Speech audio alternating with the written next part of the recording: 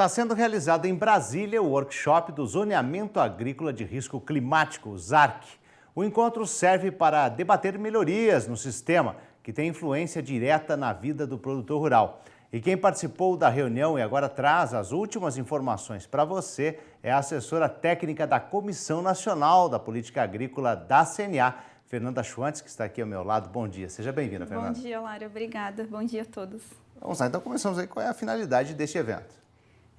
A Embrapa promoveu esse evento com o objetivo de reunir todos os agentes que têm interesse no zoneamento agrícola de risco climático, setor produtivo, a Embrapa, que é a empresa responsável pela pesquisa, o Ministério da Agricultura, que coordena, Banco Central, que é responsável pelo Proagro, para que seja feito um alinhamento entre as demandas do ZARC, culturas que precisam ser incluídas e a produção que a Embrapa tem gerado.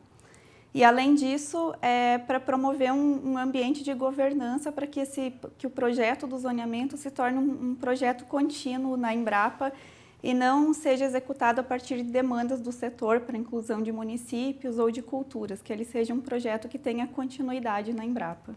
E agora, Fernanda, como é feito este zoneamento? O zoneamento agrícola, na verdade, ele é um indicativo das melhores épocas de plantio de determinadas culturas. Então, considerando características de clima, solo e ciclo das cultivares, a Embrapa desenvolve um estudo e indica para decênios, que ela chama, que são períodos de 10 dias, qual o risco de perda de produção de uma determinada cultivar. Então, se o produtor plantar num determinado período, o risco dele perder aquela produção pode ser de 20%, 30% ou 40%, que é uma mudança que a Embrapa implementou. Agora, Fernanda, quem é que executa, então, esses estudos do ZARC e como que ele é divulgado? Então, quem é a empresa que executa o estudo é a Embrapa, a partir de todas as pesquisas que estão por trás desse estudo, pesquisas de ciclo das cultivares, condições de clima, tipos de solo, tudo isso é feito por meio da Embrapa. E quem divulga é o Ministério da Agricultura por meio de portarias. Então, o produtor pode consultar, eu até trouxe aqui, no site do Ministério da Agricultura, se ele procurar por riscos, seguro e gestão de riscos, é possível encontrar na página do zoneamento agrícola as portarias. Então, se o produtor selecionar cada estado está aqui a unidade federativa desejada.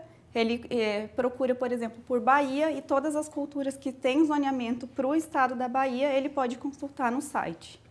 Agora, como o produtor e outros profissionais do setor, então, podem consultar dessa forma, com essas portarias? No site, isso no mesmo. Site. E todos os estados e culturas estão contemplados no ZARC? Atualmente, 40 culturas têm zoneamento agrícola para diversas cultivares. E ainda alguns estados da região norte, que a Embrapa tem desenvolvido os estudos e as portarias não estão divulgadas. Então, apenas 2 estados ainda não têm zoneamento. Os demais, algumas culturas não têm nos demais, mas para a maioria delas, todas têm. Agora, a Embrapa está fazendo uma revisão no ZARC, né? O que muda, então, em relação ao zoneamento que estava sendo utilizado até a safra passada, Fernanda? Então, até a safra passada, a Embrapa, nesse estudo do zoneamento, só se considerava um risco de perda de produção, consideradas essas condições de solo, clima e ciclo das cultivares de 20%. E a Embrapa revisou, incluiu diversos estudos que estão por trás do ZARC para melhorar os parâmetros dessa pesquisa. E ela também está divulgando o zoneamento para períodos de cultivo em que o risco seja de 30% e 40%. E a pedido do setor produtivo, ela também vai considerar um risco de perda de produção de 10%. Então, nós não teremos mais um período de cultivo restrito aos 20% de risco de perda, mas sim um intervalo. Por exemplo, se o produtor, para uma determinada cultura, plantar do dia 1º ao dia 10 de janeiro, o risco dele será de 10%, por exemplo. Se ele plantar do dia 10 ao dia 20, de 20% e assim por diante, de 30% e 40%. Então, ela estendeu um pouco o período de plantio, considerando diferentes níveis de risco, ou revisou alguns riscos que estavam subestimados para determinadas culturas. E, além disso, a Embrapa está fazendo a validação dos resultados do zoneamento nas regiões. Milho safrinha, por exemplo, esse ano já foi divulgada essa portaria nova, considerando diferentes níveis de risco, e eles fizeram a validação no estado do Paraná. Então, participou a federação, a organização das cooperativas, outras entidades de pesquisa do estado, que puderam auxiliar a Embrapa a validar mesmo aquele resultado ou mudar algum parâmetro caso não refletisse a realidade deles. Agora, Fernanda, entender o ZARC é um fator determinante para acessar as políticas públicas para a agropecuária? Sim, para a contratação de seguro rural e concorrer à subvenção ao prêmio do seguro rural e para a política do Proagro, o produtor necessariamente deve seguir o zoneamento agrícola de risco climático. Ele só terá direito à indenização nessas duas políticas se ele seguir o calendário previsto pelo zoneamento agrícola de risco climático. Para o acesso ao crédito, ele não é um fator limitante, mas como para os financiamentos até 300 mil, o produtor é obrigado a contratar seguro ou Proagro, indiretamente para acessar o crédito, o ZARC também deve ser seguido. Sem contar que ele é uma política de gestão de riscos e já com base em pesquisa sólida, ele dá um indicativo para o produtor dos períodos de maior risco. Então, é importante considerar esse estudo.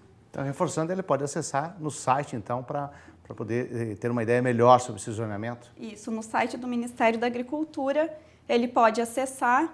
Aqui eu até trouxe um sistema que o Ministério está criando que chama CISARC, que de forma rápida o produtor vai poder consultar qual cultura, por exemplo, o milho, para um nível de risco de 30% na unidade federativa do Paraná, a portaria que foi feita para essa safra. Então, a partir desse sistema, vai ficar muito mais rápido para o produtor acessar do que por meio das portarias. Tá certo. Assessora técnica da Comissão Nacional de Política Agrícola da CNA, Fernanda Schwantz, muito obrigado pela participação. Tenha um bom dia. Obrigada, igualmente.